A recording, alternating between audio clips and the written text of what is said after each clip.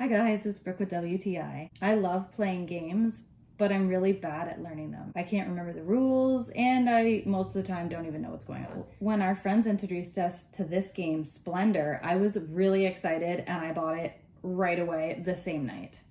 It takes hardly any time to set up, and it's honestly so easy to learn. You're gonna love it. One of my favorite parts is how fast the game goes, so you can never get bored. It's about half an hour on average, and every game is different because the cards are always different.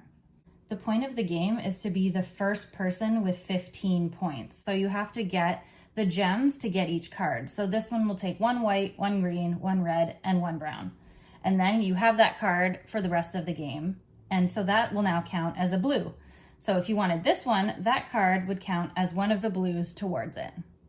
These little ones are bonuses. So you have to have the actual cards of each of these to get them, but you just win these free points. So it helps you to get to your 15 faster. Some people like to go for the bonuses to get to their points, and some just go for the cards to get their points. You can do it either way. People have won both ways. Whether you're a pro at games or just a newbie like me and can barely figure them out, Splendor is the game for you. But that's just my point of view.